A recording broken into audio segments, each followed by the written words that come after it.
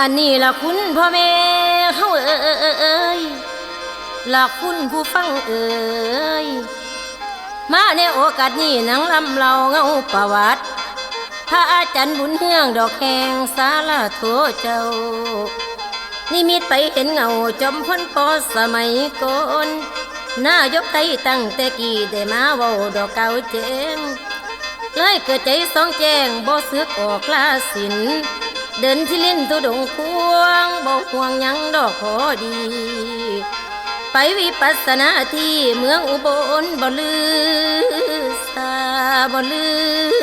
สาอยู่ที่วัดมหาวนาลามเพิ่นกะเอิ้นแต่ปางกี่ดอกเก่านั้นต่อมาอีกนั่นละท่านกะคัดเข่งดอกทรงศิลป์ทอดจิตไปหน้าโลกนั้นเบิ่งเมืองสวรรค์ไทยแนวลองใจกะไหลล้นดอกมาวนดอกมาสู่ละแนวบ่เห็นกะได้หูเขามาสู่ดอกเสียงร้องละมีแต่เสียงอำห้องต่างสารพัดหาลังข้าวก็เป็นสัตว์ดอกหอดจนฟ้อนหน่อยนกผีพายก็มีจอยสิงกะโลตัวกะตายโอ้ยเด่นคำมาอย่างไล่เขามาล่อดอกลายลวงเป็นสัตว์ป่ามาประท้วงล้นโลกให้มองเห็นยามเย็นตะเว้นตกนกกะมาขันกะหงดอกเก้าเย็นเสียงจอยกลางคืนมาเขียนหอยเอาหัวนั้นลงยนละล่างโตแอนฟอนดอกไหลเล่ดอกเลี่ยมไล่อยู่เขตสัพพยะหายจักยังเน่นั่นมาหาสัตว์สาแนวบ่เห็นโตกะมากมายขันไหลล้นมีโตหุ่นโตมนวนเวียนอยู่ไว้อยู่ไว้พี่น้องตัวใหญ่ๆหน่อยแขนหอยดอกควนเฮมาอยู่แน่นเอเล่เพื่อนว่าดอกรองของคุ้มจีวรสีทองบ่มนมองดอกขอดีฝึกจิตใจได้เต็มที่บอกว่าพี่ดอกคืน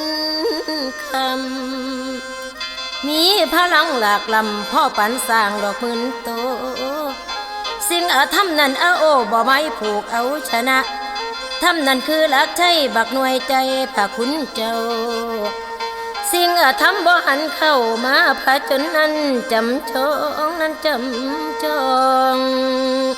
ทำเท่านั้นละพี่น้องอันเป็นเรื่องชนะมันปฏิบัตินั่นละท่านสิพาพานสารพัดพระอาจารย์ปฏิบัติดอกพานมาคณะลำเดินสายธรรมบ่มีเพี้ยนถือความเพียรนั้นเป็นใหญ่ปฏิบัตินั้นบ่ได้เลยถอยลาศิลาเศร้าครั้งที่หนึ่งนั้นละเจ้าหามือผ่านประสานเสร็จครั้งที่สองนั้น7 วันผ่านไปบ่มีแควครั้งที่3นั้นมาแล้วปฏิบัติได้พ้นผ่าน19 วันนั้นละทานกระทนสู่ดอกต่อไปครั้งที่4นั้นได้เทื่อบักไงดอกเพียนหนักเด้นอพี่น้อง82 วันเต็มกับผ่านความเพียรใดกรรมฐานสอนไว้อยู่ในใจนั้นจุดโตนั้นจุดโจเนรมิตเห็นสู่ขอได้ไปพอคู่สู่เดียวตัดกิเลสได้แล้วตัดกิเลสได้แล้วฟันขาดพอมีเหลือเด้นบ่มีเหนือพยายามเรื่องอภิญญาดานการเวลานั้นโนท่าในฟังเอาไปอีกต่อพระราชกิตยากรทำเพิ่นแจ้งเจิดจางนอไป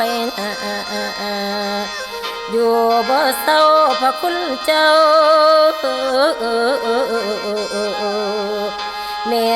อยู่นานหวานเลื่องเล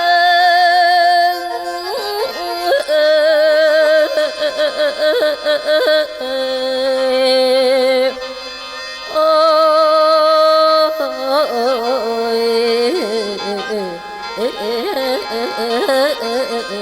ลันนาลันนา